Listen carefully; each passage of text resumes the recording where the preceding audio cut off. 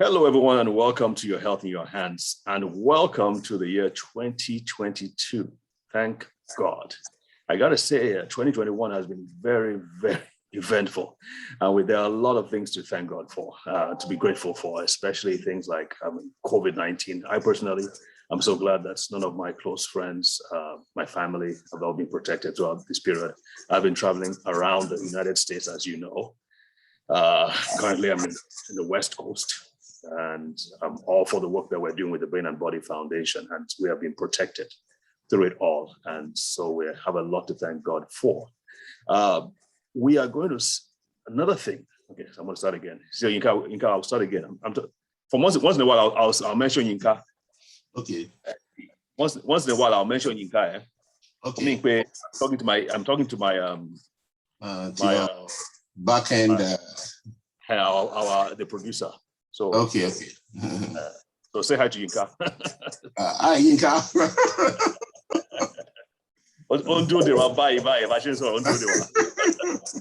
Okay, all right. Hello and welcome to Your Health in Your Hands, and welcome to the year 2022. Thank God. There is so much that we are grateful for. Everything from protection, for preservation. COVID-19, as you know, has affected so many people and so many businesses and so many lives in so many different ways. And so we just thank God that we are in a good position to continue to do and to serve in the way that we are serving. I personally am especially grateful for the protection. We have traveled all over the United States for the work that we're doing with the Brain and Body Foundation. And especially we're grateful to you, our viewers, for your patronage, your faithfulness to watch these programs, to give us feedback, and most especially for the award that we won recently. We have been we were nominated, and later on we won the award for the best TV program on the continent of Africa for the promotion of health. So thank you. We could not have done that without you. So thank you, and thank you again. This year, we're going to continue to do the things that we feel are super important, especially where Nigerians are concerned. As you probably have noticed, a lot of doctors, a lot of healthcare professionals migrated to quote unquote deeper, greener pastures during the year 2021 and 2020 because of COVID-19 and the epidemic. So we are going to, this thing distracted me. So Yinka, we just I'm going to say this last one again and then you can just fit it in because of the bell. As you probably know, in the year 2021 and 2020, there was a huge migration of healthcare professionals to quote unquote deeper pastures or greener pastures, whether Australia, the UK, the US. And that is further causing a problem for our healthcare facilities. For healthcare provision, both by the government and in private organizations. So this further underscores the great need for people like you to understand the basic principles where health is concerned. It is super important. I'm going to pause here. Dayo, she was mute. When I get mute, I don't think there's some background noise coming from your end. Okay. Every time I talk, I'm like, is the TV on? Is your TV on? You're muted. Nothing is on. When I'm playing Kokon Ratumbe. Nothing is on. It's probably from the doorbell. I want to Kojani be doorbell, you know. And nothing is. No. It'd be like paper rustling. I mean, no, nothing. What do you feel now? Nothing now. Hello, can you hear me? Hello. So it's when I'm talking, I'm hearing some background noise on your head. Oh, okay. I don't see anything. Okay, talk again. Let me know whether you hear anything. When I'm talking, I hear background noise on your end. So and there's a scratching. Okay. Scratching. Do you feel it now? Do I feel it now? Do I feel it now? Yes, I still feel it. Okay. I'll mute and then you talk and then I'll mute and let me know whether you feel it. Okay. All right, so I'm hearing something. I'm hearing right now. I am not hearing anything at all.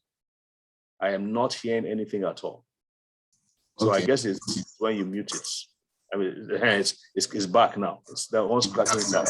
So that means probably the computer or what? Because there's no noise at all.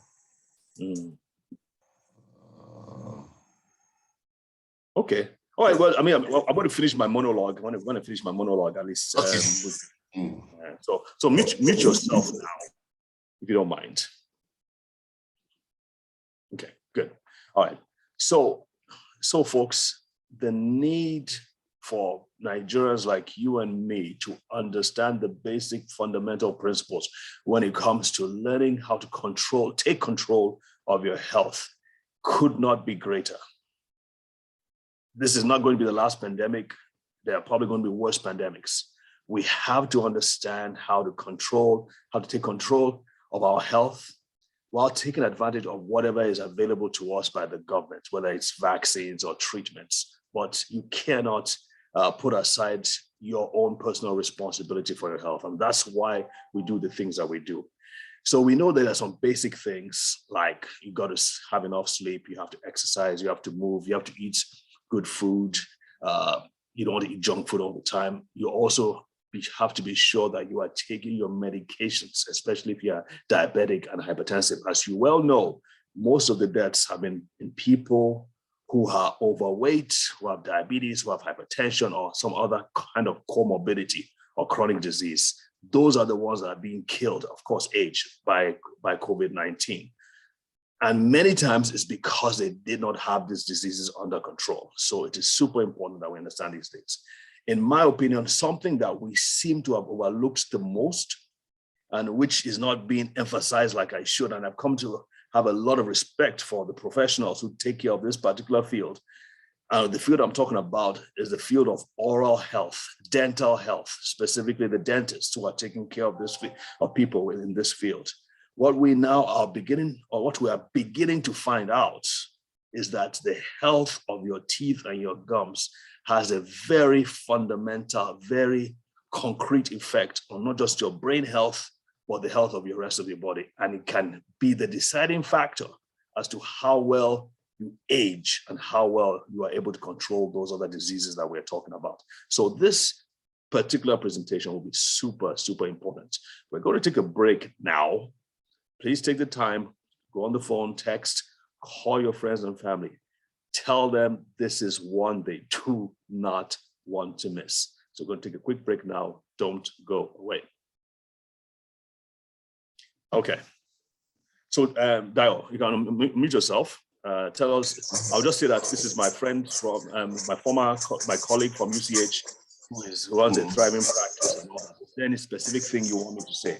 I want to mention the name of your, but we have to mention the name of your hospital. I mean, I'll still need you to say about what you do and what you focus on.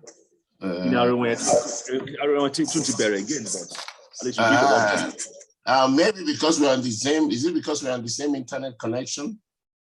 I doubt it. Because Mole moved my own to another wireless connection other than no, I've done it. I've done it in other people's homes before, and okay. So maybe it has to do with this, the audio, something about the audio, something. So what's the name of your hospital? What's the name of your hospital? Just Sheba Dental. SHEBAH. Sheba Dental. Okay. Yeah. So they will write that under your name when they are televising it. So you are what, CEO or medical chief dental officer? What? Just you should just say chief dental officer. That's all. Dental officer. Okay. Okay. All right. So I'll just introduce you, and then I'll say, okay, just a few things about what you do and what you focus on. It has to be short because there's a lot to talk about. Yeah. Okay. Okay. So do you want me to unmute? Okay. Do you want me to unmute now?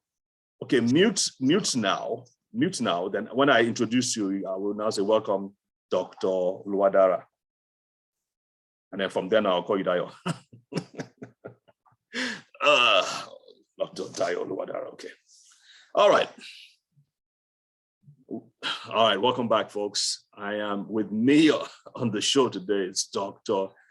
Dayo Oluwadara, who happens to be my former classmate from medical school. So we know ourselves all the way back to, man, we're aging out, we're dating ourselves now, but 1990. It was supposed to be 1989, but with all the strikes and all that. Anyway, we have been friends and classmates since 1990, and we went through all the trials and tribulations of medical school. He currently runs a thriving dental practice called, Sheba Dental, based in Texas, and is planning on opening one in California.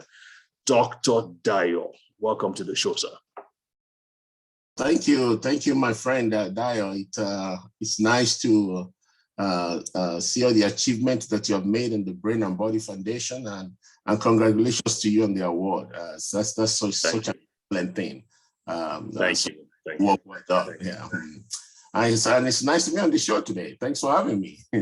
Yes, we've been working on this for a while, and we're really looking forward to what you have said. So it's interesting, folks, that we're both named Dayo, so we'll be going back and forth, Dayo. Just so you know. Okay, so tell us a little bit about your practice and what you do. I know you have a PhD in dental along with your dental qualification. So let's tell us a little bit about your focus on what you do at your practice. I care so much because of the care of the patient. The approach is to look at the patient, not just treating the mouth or the oral tissues, but looking at the patient as an holistic view. What's the impact of your oral health on your entire body? And coupled with my training in the doctoral degree in oral biology, oral cancer research, I kind of see a lot more that what the mouth, the impact of what happens in your mouth can actually reflect over your body. And research and documentation has shown that a lot. So in a nutshell, my entire goal is to look at my patient and be able to see and treat you beyond the mouth, kind of give you all the necessary oral medical advice that you need to take care of, not only of your mouth, but to take care of your entire systemic body as well. Fantastic. And that is exactly what we're talking about, because why don't we start with the basics? Why is it important to have good oral hygiene from your experience and from your research, of course, from theory as well? Why is it so important? Let's start there. Oral hygiene, it's literally said your mouth is the mirror of the body. And right now, we're looking at the structures of your body, your teeth, your gums, your tissues, your tongue, the mucosa, and the saliva. Everything works together to create a milieu and an environment in which you need to take care of everything. Now, if you do not do, and you have infections accumulate over a period of time, it complicates not only your oral health, it can complicate your heart, it can complicate your brain, it can complicate the GI tissues, your stomach, and your entire body. And it has impact all over even general autoimmune disease that you can have. And research has shown the importance of the mouth and what we call the microflora, or the bacteria and the viruses that are resident in the mouth, what impact they can do all over your body if you neglect to take care of your mouth and your oral tissues. Interesting. So it's not just about the teeth, but the gums and the saliva as well. That's interesting. I know we're going to talk about that some more. So now let's talk about some concrete examples. Patients, of course, you don't have to identify them, but in your practice, you've seen this person, you warn them, this person, he was not brushing his teeth regularly or was not flossing regularly. And you probably were warning him and warning them and telling them to do this, and then eventually something happens. Do you have such cases like that we can point to and you can say what happens when you do not take care of the teeth? Yeah, no, there's several cases. I will start with what should be the norm, what should be the expected stuff. The American Dental Association kind of advise that every individual should at least brush twice daily and at least 2 minutes per each session of your brushing. So whenever you brush, you at least maintain 2 minutes to be able to take care of the entire mouth, going through all the crevices to the back and everything, and make sure you clean. And at least you can do that twice daily. It also Twice daily when you wake up and when you go to bed, or is there any specific after? Generally, it is suggested after breakfast in the morning and last thing before you go to bed. But again, we cannot kind of make a fastidious rule because we differ as individuals. The time that we eat, the time that we drink stuff, the entire goal is this. We don't want you to have food and sugar and stuff remaining lot in your mouth when you're going to bed. Your mouth should be free of all those food debris that bacteria and viruses can act upon over the night or over several hours and can cause a lot of acidic changes in your mouth or that can destroy your teeth or your gums. So essentially, the essence of brushing is to break away all those microbacteria and the impact in which toxins that they produce can impact you and impact your oral health. So that's the standard. The second standard. Wait, hang on a minute. So causing acidity in the teeth and the gums, why is that important? Why is that a problem? Because whenever you have too much acidic environment, it destroys your gums and it makes you to have tendencies to have cavities on your teeth. So you have a lot of decalcifications that goes on due to the acid. And from there, you begin to have holes on your teeth and you begin to have gum irritations, accumulation of other bacteria and viruses to grow, and then you begin to have gum problems, gum bleeding that leaves literally from the gum alone and goes to the entire supporting tissues, what we call the periodontium, and you have what we call periodontitis. That in itself is the key problem that causes a lot of all other problems within the body. It can affect you, either you have instances of diabetes or in many other systemic problems, as we will take along as we discuss. Diabetes. You're saying me that gum disease results in diabetes?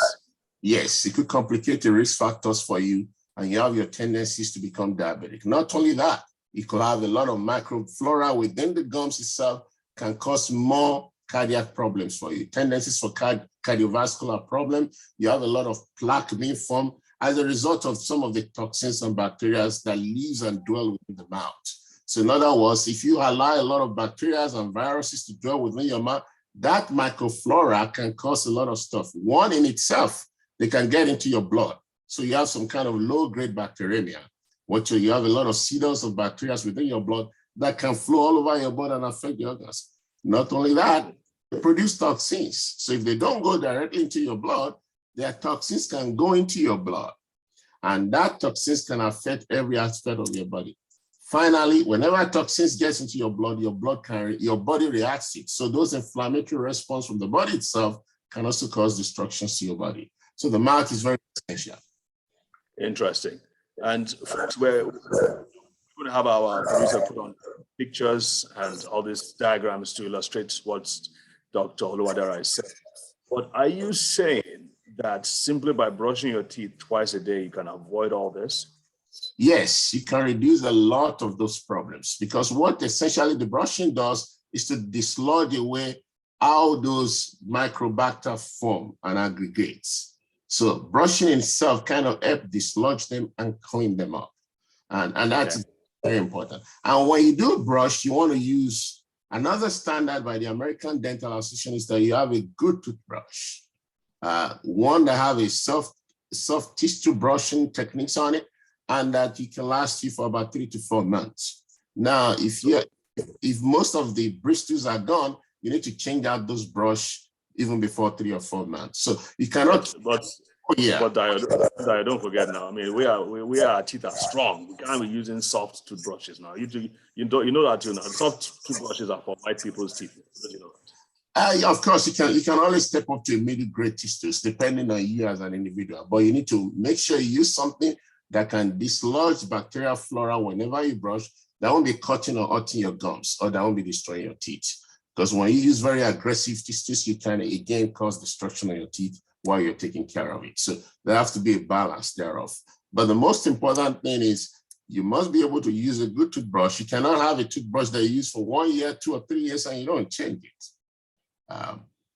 So most Nigerians I talk to, they are unaware of the importance, and I said this, I try to be as delicate as possible, but they are not aware of the importance of brushing your teeth twice a day, certainly before you go to bed. In fact, many very well-educated people that I know do not do that. I know that's not part of it. It's a cultural thing, but how do we address that? And number two, I noticed that you haven't said anything about flossing. How important is that? Yes, I was going to that next stage. Let's finish up the concept of the brushing first. We just need to educate our individuals, our population to do so. If they know the importance of the impact of they are not taking care of their mouth, what can happen to their brain, tendencies to have Alzheimer's disease, what can happen to their heart, tendencies to have high blood pressure and cardiovascular collapse, what can happen to their tummy, particularly tendencies to have a lot of colon problems and down the road infections, inflammatory bowel disease, tendencies to their mouth to have oral cancer, and tendencies to have general autoimmune disease all over the body. That spectra is just too much. What people need is basic oral health education to tie their mouth and what's going on with their mouth to what is happening in their body. As soon as they get that picture, they will have an attitudinal change to what basic toothbrushing can do for them. Twice daily for at least 2 minutes. The second thing, the other thing which I said about the quality of the toothbrush is also matters too. And the third thing I'm going to mention is, where do you keep that toothbrush? Very important. Sorry, very important. At this point, we have to take a quick break, a quick commercial break. So folks, Doc, hold that thoughts. Folks, don't go away. And if you haven't called your friends, make sure you call them, because this is very important information. See you soon. All right. Fantastic. Yes, very important. Brush. Shouldn't be exposed, Abby. Yeah, it could be exposed, but you have to keep it in a clean environment, because the toothbrush itself can be an accumulation of the bacteria. It can hold a lot of bacteria. Because I hear when you flush the toilet sometimes and your toothbrushes are just exposed, that the bacterial films actually come and lodge on the toothbrush. Generally, yes. Generally, when you leave your toothbrush in an unsafe, kept on environment, then you have bacteria on it, or several people are using the same toothbrush. You know, just kind of. Yeah, well. We have to warn against that nonsense. Yes, Nonsense. Yeah. Okay. All right, okay, we're going back. All right, folks. Okay, let me unmute. Yes. All right, folks, welcome back. I am here on the show, or on the show with me is Dr. Dayo Oluwadara, who is a dental surgeon based in the USA, and he is giving us some really important points about how to take care of our teeth and how that can affect the rest of our body. So, Dr. D, back to you. We're going to talk about the importance of keeping the toothbrush itself clean and putting it in a good environment. Go. Okay, so as we were talking about, the other important thing is where you keep the toothbrush. Because as much as a toothbrush can be a good equipment or tool for you to clean your mouth, if you don't keep it in a safe environment, if you keep it in an environment which it attracts a lot of bacteria, the microenvironment is so dirty, you keep it in the dust, keep it in an open space, it could attract a lot of bacteria and viruses. And when you put it back into your mouth, you are literally introducing bacteria back into your mouth from other sources. And you'll be so surprised. Some other people too use one toothbrush across several family members. That's crazy. That is crazy. So that's a terrible exchange of microbacteria that is very dangerous. Now, each individual it's been known by research that some part of these microorganisms have tendencies toward each part of disease in the body. Some of them have a tendency to cause rheumatoid arthritis. Some of them have a tendency to become amyloid, leading to accumulation of amyloid tangles in the brain, so that you can have Alzheimer's disease. So there are little specific areas like that. This has to do with genetic constituent of each individual. Now, the danger is this. You have somebody that has microbacteria that's more favorable towards cardiac problem, cardiovascular or heart problem. You go to use that toothbrush without care, put into your own mouth, Then you imbibe this new microbacter that can cause you different pathology within your body. So while the use of a toothbrush could be a very good thing, if it's not properly kept, not a good microenvironment, or multiple people are using the same toothbrush, then that runs the risk of spreading across of diseases, not only within the mouth, but across the entire systemic spectrum. Do you see this in the US as well, people using the same toothbrush? I don't have a research to support it, but I know that people are a little careless enough to do all kind of things that are not helping their health generally. Okay, so speaking about keeping the toothbrush in a good place. So what I hear from you is that you just put your toothbrush on the sink, where everybody is, maybe 5 people are using the same bathroom, and you just put it on exposed to the elements, so to speak, rather than maybe putting it in a toothbrush. I mean, I for one, don't even keep my toothbrush in the bathroom. I keep it somewhere else. But at the very least, put it inside a container that protects it from heated with these bugs, right? Absolutely. At the very least, have a very clean case where you keep your toothbrush and make sure that exactly, because you don't want the toothbrush again to be a source of environmental microbacteria that you then introduce back into your body that can cause you another systemic problem, a local problem in your mouth. So what I'm hearing from you is that if a bacterium or virus or any other bug gets into your mouth, either through your teeth or through the bad foods that you've eaten and the debris that's stuck in your mouth and it becomes acidic and infested and all that, somehow it enters into the gum and into the bloodstream and it gets to the heart and can cause different kinds of diseases based on the particular bug that we're talking about. And exactly. These bugs can actually go to the brain and cause what is known as dementia. For those of you who don't know what dementia is, can you tell us a little bit about that? Now, dementia is when you begin to lose your tendencies to, it's a spectrum in which they call it Alzheimer's and Alzheimer's. You begin to lose tendency for you to remember, memory loss. And the pathophysiology is based on what we call accumulation of some kind of tau protein within the brain, specific areas of the brain, in which these proteins can just be there, and then they form a kind of tangles which affect the structure of the brain and ultimately begin to affect your ability to remember stuff. And down the road, it begins to affect many other functions of your body. Now, there's a particular bacteria within the gums that produces what we call gingipain. Gingipain is a structure that research has shown both in animal studies and in humans that it is able to break down the tau protein that's accumulated within that area and break them into substances that can cause a lot more tangles to accelerate the cause for Alzheimer's disease and dementia. So that's how periodontal problems and what happens in your mouth can be tied to what's happening to your brain. So this idea of brain-body foundation and brain-body effect is something that is practical and it's really something of tremendous impact when you look at your mouth. Some people wonder, just ordinary stress that you have within the mouth, chronic psychological stress for a long period of time of life can affect your microbacter within the mouth. And when it does affect that, it affects how your gum function, how your body reacts, and ultimately affects several other things you have. So your body and your mouth kind of have a bidirectional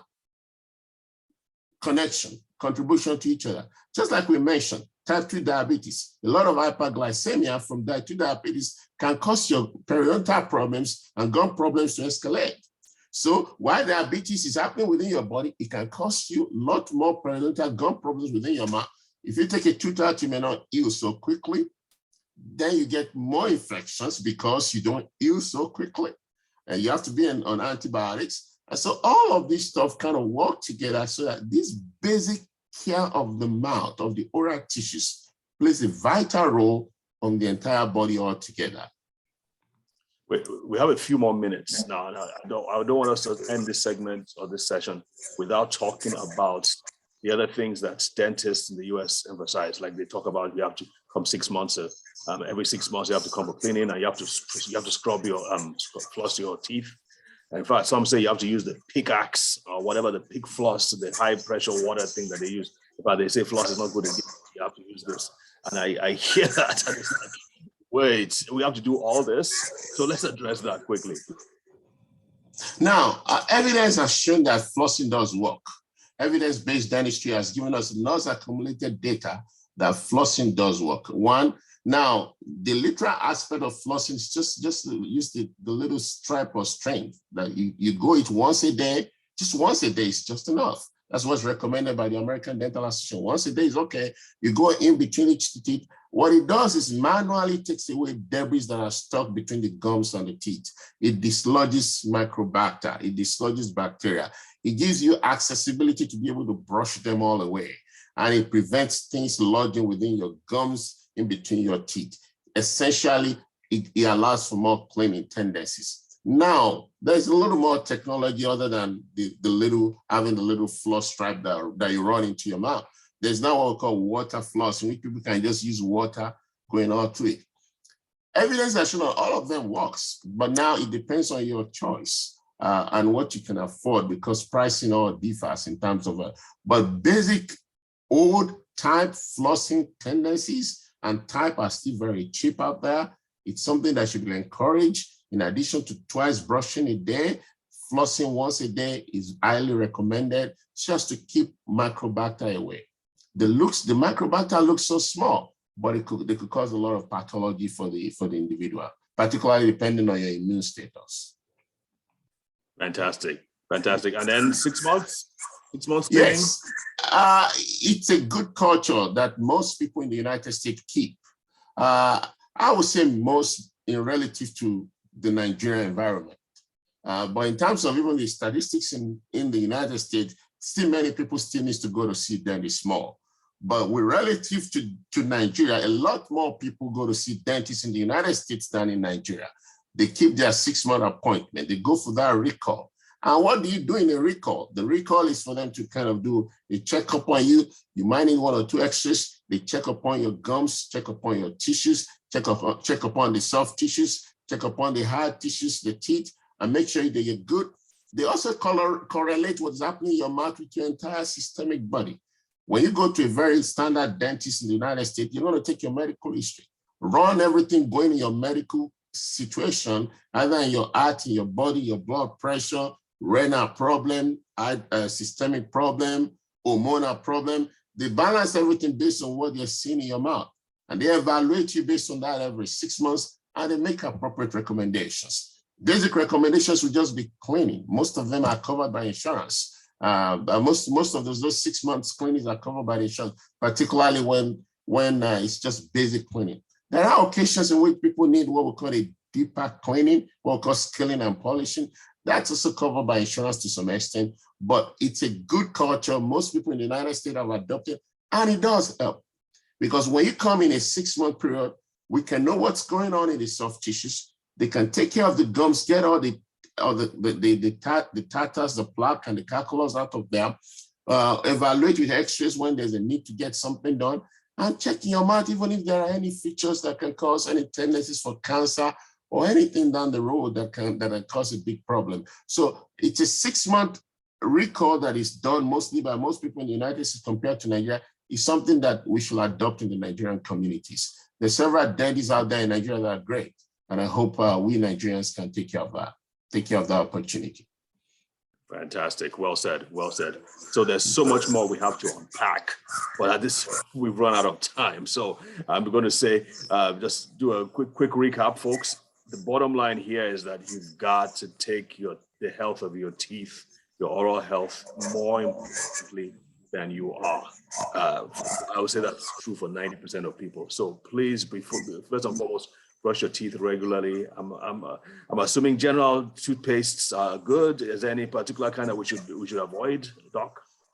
Any toothpaste that is endorsed by the American Dental Association and by the Nigerian Dental Association is acceptable. These are highly professional body that make decisions based on science. So anything endorsed by the American Dental Association or the Nigerian Dental Association is acceptable by the population. I think it's something that people should go to the market and pick up. Okay, folks, you've heard that. Brush your teeth twice a day, folks. Because if you're only going to brush your teeth once, then you brush it at night. Yes, bros? Yes, doc? Absolutely advisable, because that's when we all sleep and things accumulate in the mouth. Brush at night, floss, and go for a recall every 6 months. They look basic, but they prevent a lot of problems.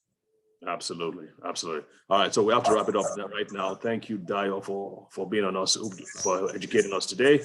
We will look forward to hearing from you again next week by the grace of God. And thank you again. Thank you so much. Thank you for the Brain and Body Foundation, and have a wonderful 2022, everybody. Let's make oral health a very key, important part of 2022. Have a wonderful one. God bless you.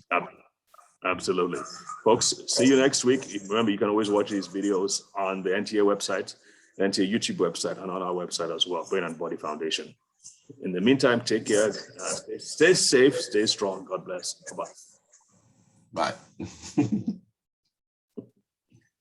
Okay, my NDNC, and I'll send this one to you right away, and we can now talk about the next one. I'm ending this one right now.